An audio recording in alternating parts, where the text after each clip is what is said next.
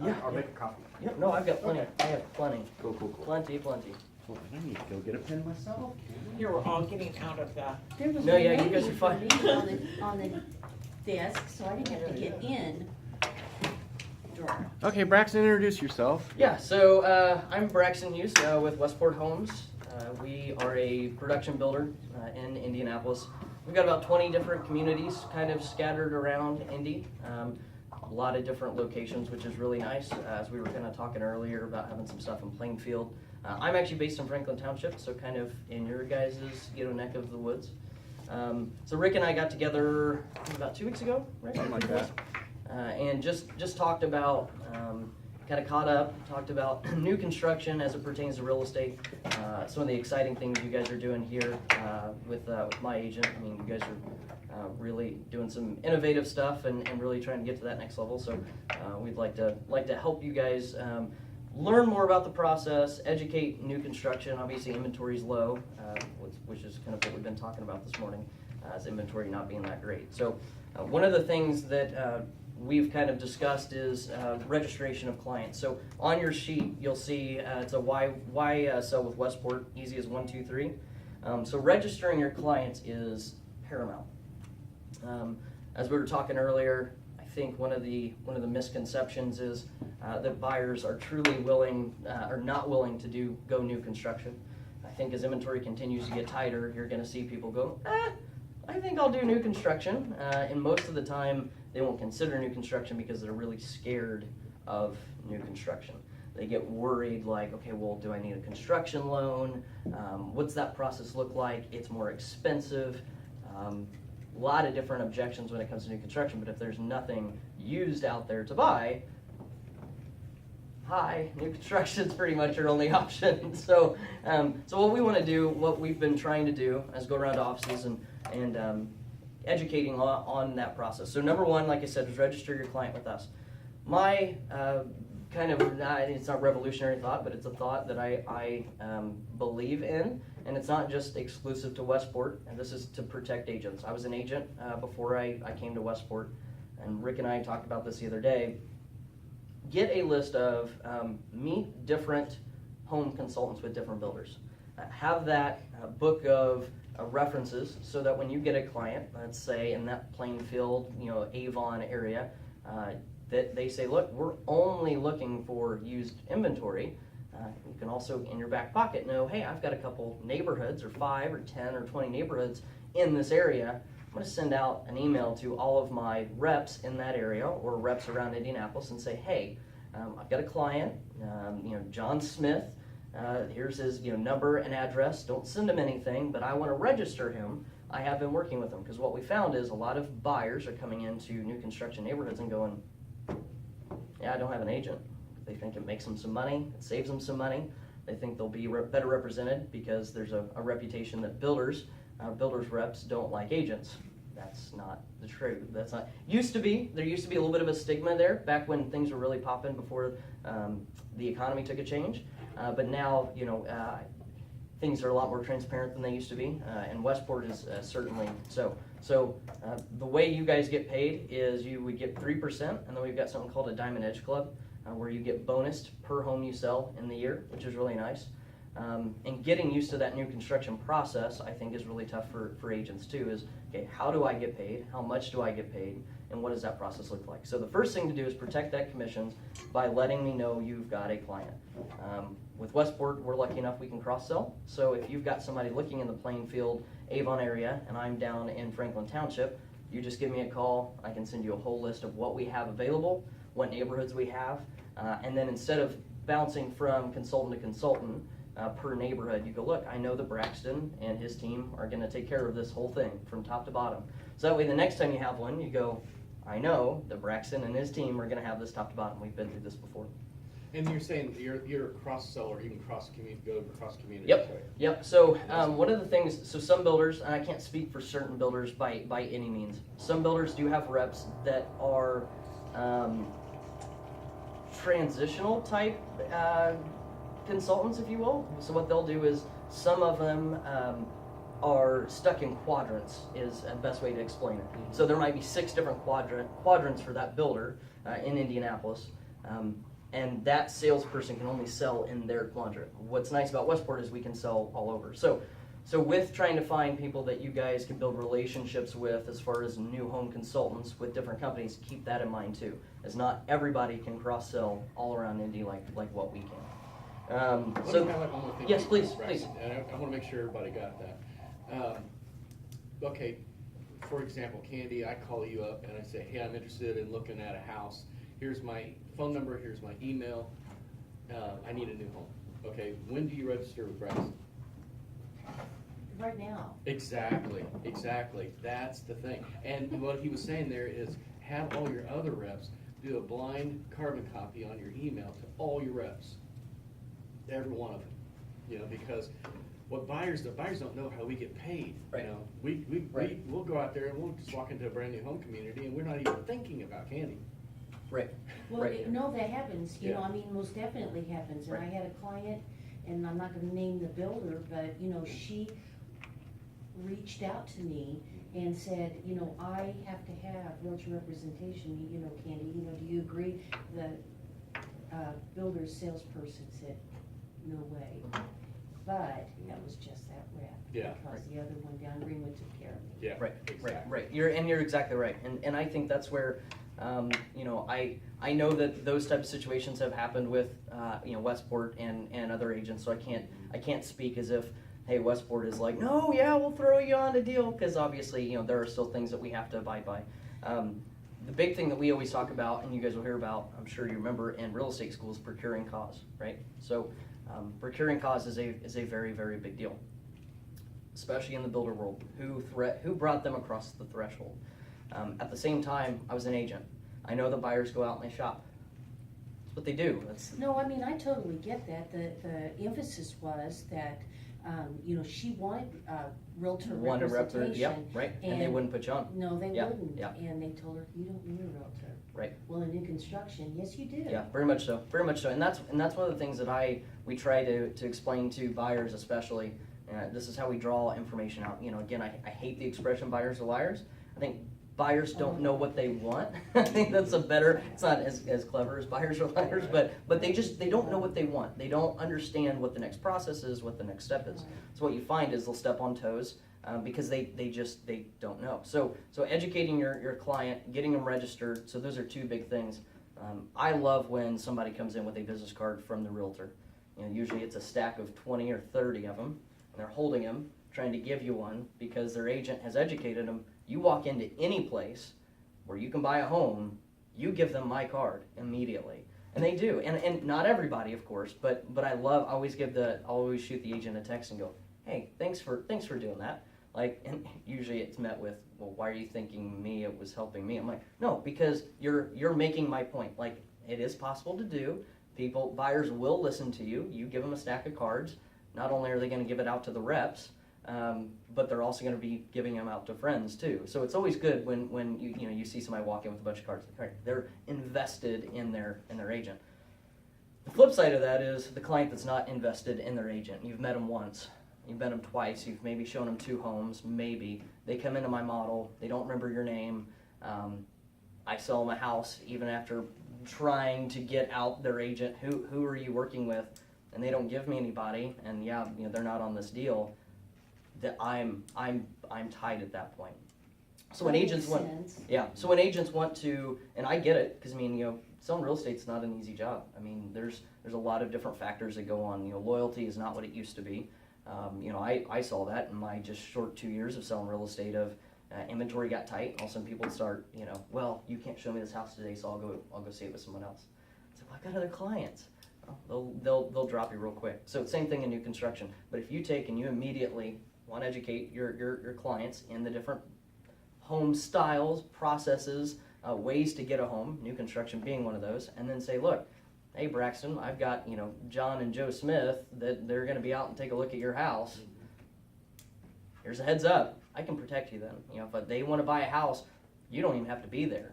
But I've got them registered with you. Yeah, and when you register into a central database at Westport. Right. And so if they head up to Carmel for some Right. reason, and there's a different Westport Right. rep, Right. they see the registration. Right, exactly. And so what's really nice about that too is Again, all of our reps are great. I think, some people will naturally gravitate towards ones that they get along with, that they've had to deal with, whatever that might be. And I think all of our reps are great. The reps, not all the reps are me. So if you're used to dealing with me and you go to somebody else that has a different personality, will they still do a good job? Yeah, but you're like, man, I want what Braxston gave me the last time. I know what to expect. My clients know what to expect. So the second point on this is let us work for you. That is such a selling point when it comes to new construction for agents. I remember waking up in the morning, I think I made this analogy to you, waking up in the morning, seeing an offer on a property, and getting excited, of course, because you're like, oh, got an offer on my list, and then you open it, and it's like, ding, ding, ding, you're like, okay, all right, what's the numbers? How many days for inspections? Is it FHA? Is it conventional? Are you kidding me? They asked for $5,000 in closing costs. They want that too. They want the pool. They want the. You're like, it feels like a fight. And you're going, okay, so now I got to take this to my clients, and I got to find a way that my clients are going to like this and not be pissed off. I got to find a way for my clients to, okay, yeah, we can work from here. And then they do, and then you get another counter, and you're like, oh my gosh, this is so frustrating. New construction, we don't have that. New construction, we are both working for the buyer. While it's still very important to have realtor representation, I always tell agents, look, you can be as involved or as little involved as you want and your client wants. So if your client comes in and is like, man, I really like Braxston, which is we get most of the time. I'm pretty honest, transparent guy, so it does make your guys' lives even more easy. Typically what it turns into is the client, they want to deal with me exclusively. They say, look, agent, I got this. We'll keep you updated. If there is something big, we'll let you know, and we obviously keep you updated too. We send out weekly updates where the house is in the process of construction, any important meetings that we have, so pre-drywall, final walks, those type of things you're included in. And then you can be on me every single week of the process for 4 to 6 months. It's not great time spent because we'll get you updated, but at the same time, you're not still working that lead. It's going to give you time and the ability to, one, look really, really good in front of your client, because you've now hooked them up with somebody that is going to take care of them, that has taken care of them, that builds a quality product, and now you're finding your next prospect. You're not worried about, hey, how do I continue to maintain this? The downside to new construction is it takes 4 to 6 months to get paid. At the same time, you didn't show 75 homes if you get them pushed towards new construction in the beginning. I think what I found is you get a lot of people that come in and say, absolutely no construction. No new construction, no new home. I want something that's older and an established neighborhood.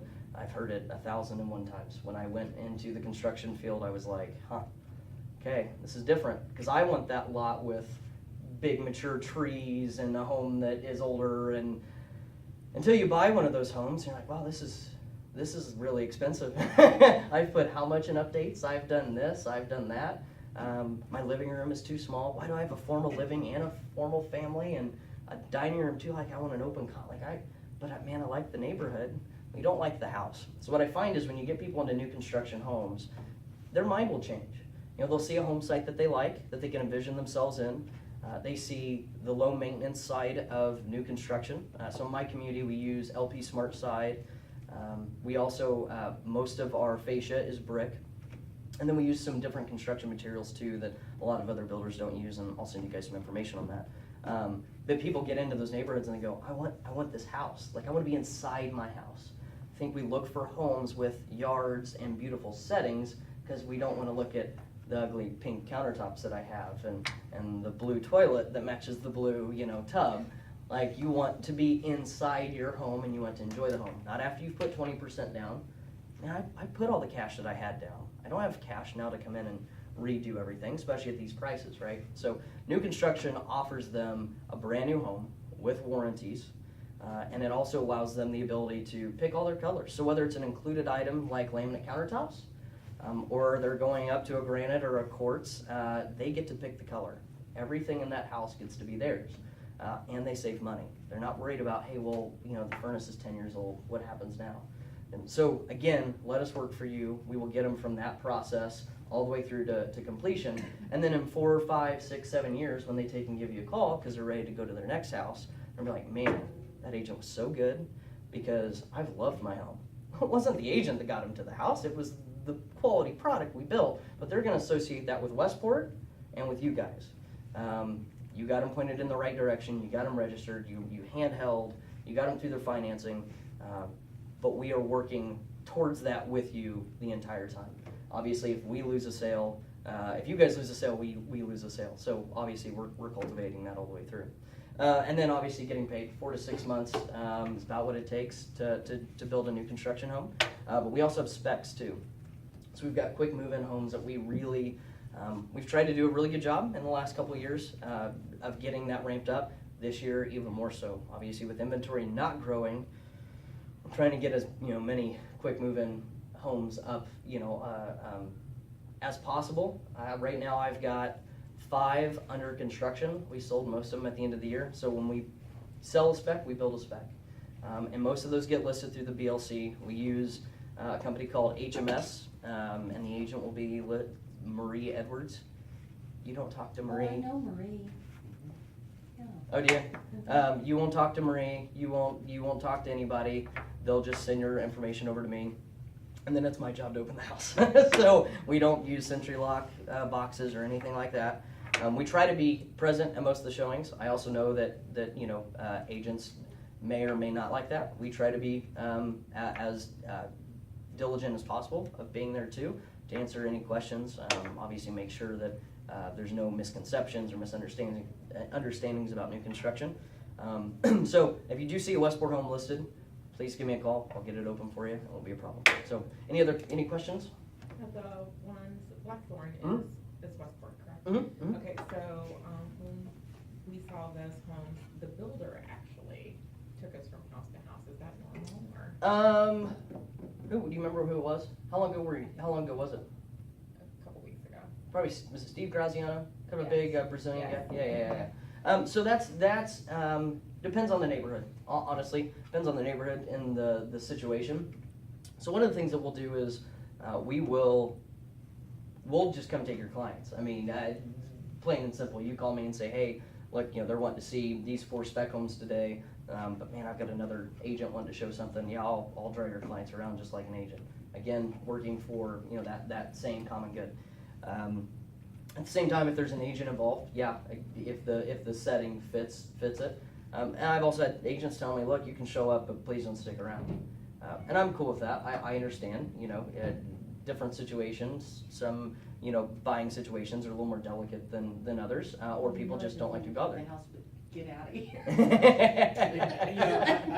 I can't think of very many situations where I wouldn't want him there Yeah. because I I know. can't answer the silly questions. Right. And what I'm gonna do is I'm gonna call him and ask him the question. Right. You know, they're gonna have questions that Yeah. I'm not gonna be able, it's Right. like, at what point, is this at a point in the construction process where I can still Change choose, something or change yeah. this, do Yeah. this, Yeah. those are Yeah, important. well, and I think too, so, I said one in a drywall stage. Right. Yeah, I mean, we're listing them pretty quick too. So, I think I had an agent. So right before I came to Westport, I did a deal with a builder up on the north side, and it was actually it was my client that I said I sent him out of town while his house had 15 showings, and the rep for the builder. I'm trying to remember how this went. The rep for the builder. They'd gone to see that community a couple times, had already registered, hadn't put me as an agent. They were ones that it was like, when they decided to sell, it was like, hey, I'm thinking about doing it. I sent him like a, CMA and an estimated proceed sheet, and he's like, yeah, okay, yes, can we list tomorrow? So it was a really, really quick one. But they had been to this other builder a couple times, and so he calls me, and of course I freak out. I'm like, what do you mean you're gonna build? And he's like, and I didn't know the process. No one like me had ever come around and said, hey, here's how this looks for an agent. I didn't know, do I write this on Tucker letterhead, because I was at Tucker at the time. Do I write it on the builder paperwork? Like, how does this go? And he's like, I want you to know I told the rep that we have an agent and that you will be on the deal. Thank you, God. You just sit there. I was like, thank you. Lord. I didn't know I got paid on those, but okay. Anyway, again, I wasn't educated in the process. He goes, hey, I want to tell you before we go in, she told me that after I told her that you would be on the deal, that you're an agent, that she can't stand real estate agents. I was like, she said that? And he's like, yeah, she like flat out said to me, oh, I can't stand agents. It's like, okay, good to know. That's Sounds like that sales rep I was talking about earlier. I'm telling you, and again, that's where some of the bad reputation, comes in. What I found out she doesn't like is, after getting to know her, actually since I've been at Westport, obviously I'm more in that world than I was, but she doesn't like hero agents. She doesn't like agents that come in and are like, oh, well, I can get a better deal for my client. Well, you know what, you can't. We don't really negotiate. I had a agent do that so much so that she actually cost herself a sale. She said that she had done work with Westport before and knew the company really well and was going to make a few phone calls and get more off the house. And we'd already given the family quite a bit. They'd gotten the incentive plus a little bit, and she couldn't get it. And they're like, well, what do we do now? Well, they couldn't afford it because in their mind, they were looking at it as, well, she's going to get us X off. In reality, they were cool with that original price. But because she kept promising more and more and more, and then she didn't get it, it didn't make her look bad. It made us look bad because, she had made a promise for the company that the company's like, look, we can't negotiate. Like, this is not how this works. So that's, again, why the gal that I did work with said she didn't like agents, because of that. So when you go in to meet with a salesperson, for the most part, you can let us do the talking. Obviously, we know the product. And the good thing for us is ask probing questions, because you're going to ask the questions that you already know your client has asked before. What middle school is this? What elementary school is this? What do taxes look like? I mean, things like that one will give me some credibility, help me engage your client, make you look like you're engaged in the process, and we'll get information out. If you come in which we have, and agents will, nope, they're working with me, they're walking through, not answering questions, because they don't know the answers to the questions. Right. And then they leave. They haven't registered their client, they know nothing about Westport, and they haven't done their client a service. So, as inventory gets tighter, register your clients, let us help you guys out, and then obviously getting paid is the easy part. That's what you guys are really looking for. And So I know we're all really busy, okay, I know this, but it's not a bad idea. If you've got 10, 15 minutes and you drive by a new community, zip in there, Yeah. meet the rep ahead of time, and then that way they know who you are, and then and they get a feel for what you're gonna be like. You're not gonna be one of those agents. you're exactly right. And that they feel like they know you a little bit, and then you send them a lead and you call them on the phone and say, hey, Joe Smith's coming over to look at your house this afternoon. Right. And, oh yeah, I remember you, we talked last week. Yeah. Right. And then let them Exactly. do it. Yeah. Let them do the thing. And I would try to show up with Joe, of course, but sometimes you just can't. You can't show up with Joe. Right. And then what I would do is I'd say, Joe, I got you hooked up with Mary. She's over at Westport Homes. I can't make it to that meeting. I will follow up with her to find out what happened. Right. So I know you can't speak for all builders. Right. But is it typical, just understanding what to expect?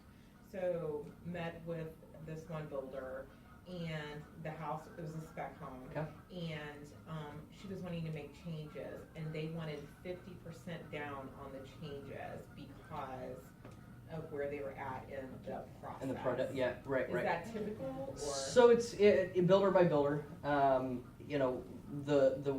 We've got actually a calendar that says, look, if it's we use a program called ITK. That's how we manage all of our construction. So and it interfaces with my sales system, not super tightly, but they do kind of overlap a little bit. But excuse me. ITK, it's a checkbox schedule. Okay, so the house just got done framing, so now we need to insulate, or we need to do mechanical rough-ins, and each one of those things has a code associated with it. So we actually came up with, because we are doing more specs, we're getting more and more of that question, homes halfway under construction, can we do this, can we do that? So we actually have a code that correlates with the ITK, so if it's at this point, these changes can be made. But after this code, no changes can be made. We charge you the cost of the change. We will never rip anything out. We've done that in the past, and it just never ends up like the client wants to. We're not a remodel company. We're not a renovation company. We're putting it in from the ground level. So we've really tried to get away from that in spec homes. With that said, we've also got a new system with our spec homes that we're trying to keep them under a certain percentage of the base price. So we're putting options in, and we want to keep it under a certain percentage. We don't want to overprice it. We don't want to underprice it. We don't want to under option it. We don't want to over option it.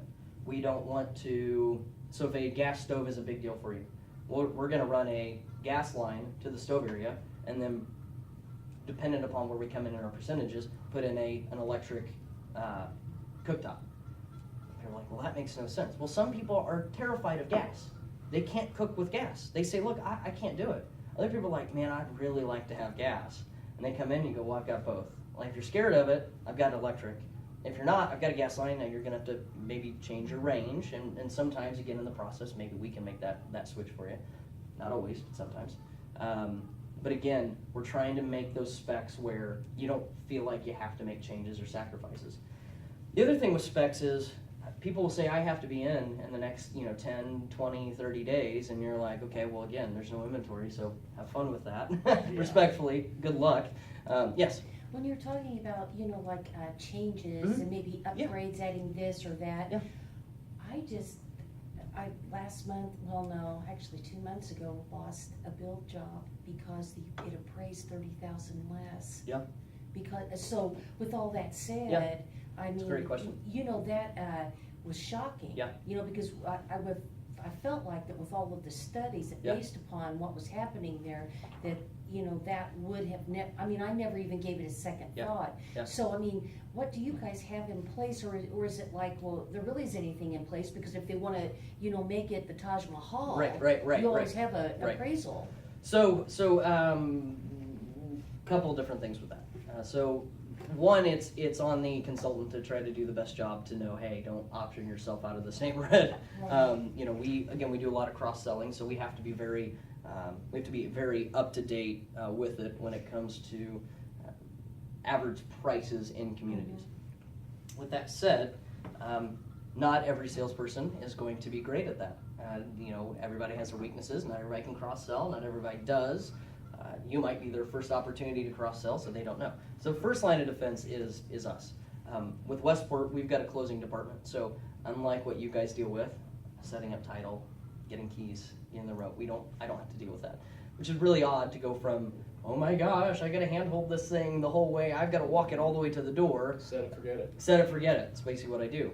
I get updates. We do customer status reports every week to go, to give to our office. But we've got a closing department, and our closing department is our next line of defense. And they're going to take a look at that and go, look, we've got one gal. Her name's Meg. She's fantastic. I wish when I sold real estate I would have had her with me, because she would have killed it. Again, she walks things from beginning to end, always sends out updates and things like that. But she knows too. She can look at that price and go, holy cow, they're building in, good example, we've got a community down in Decatur Township, average sales price, it's newer, so it's a tough way, it's like 190. It didn't used to be that way. All of a sudden, if you go in and you're like, hey, yeah, I'm putting granite, I'm doing, hardwood floors, I'm doing vaulted ceilings, I'm doing tray ceilings, I'm doing can light packages. Hopefully, whoever you're working with, that consultant, he is going to go, okay, pick one of those, because now it won't appraise because of all this other stuff. So there are some steps we can take. For your instance, I don't know who the builder was and who the rep was. That is usually the first line of defense. At the same time, prices are going up, so we use preferred lenders. To give you an idea, politics aside, there was a tariff that is supposed to be or was imposed between Canada and the United States on lumber, and our lumber prices went up about 15% in the month of January. So not 15% over the last 5 years, but 15% in a month. Like my next section that we just actually started moving dirt on, we're going up by, we've been told anywhere from $15,000 to $25,000 in base price. A lot of that's construction. The other thing is there's a lot of development going on, so it costs a lot more money to move that dirt. Of course, we pass that on just like anybody else does. When you're using one of our preferred lenders, which we give $2,500 in closing costs for, when you're using one of our preferred lenders, they know the process. They know the comps. Most of the time, they are the ones that sold the comp. Like, look, hey, I've got a comp for this. This is easy. Why are you struggling with this? So that's your next line of defense.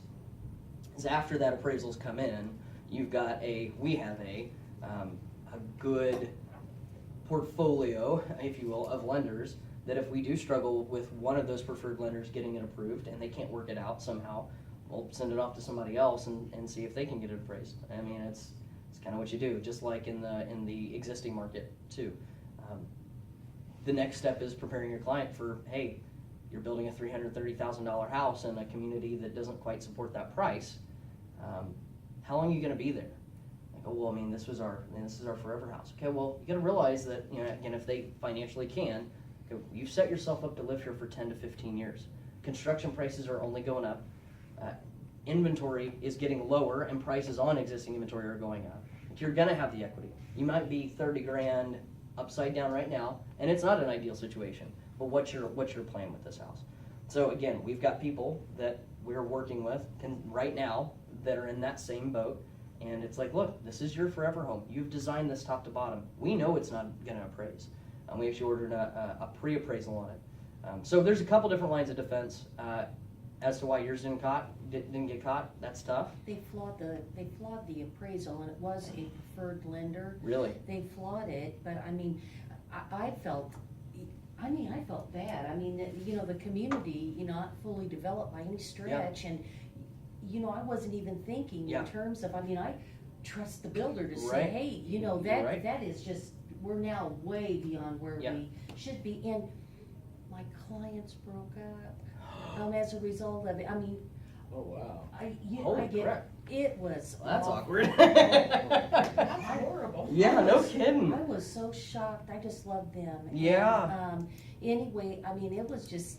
I hope they got their earnest money back. You know, I mean, I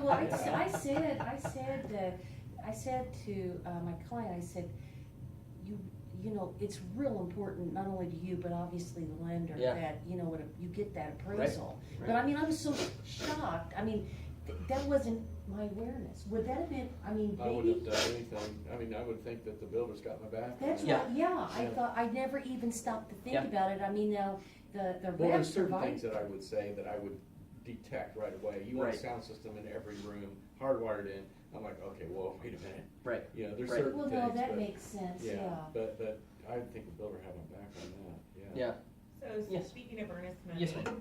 is it also typical? Well, there's more to this story, You're but good. Yeah. I mean, there are many reasons why we I'm- decided to get I'm up used and to this. walk out. I'm used to this But- with agents and their questions that they preface. I'm like, I know there was a situation. There had to be. Yeah, it's the same person Yeah. we were talking Yeah. about, and she had found a spec, Mhm. and it actually was gonna work out wonderful for her. She wanted to make some changes. If she has her own lender that she loves, Yeah.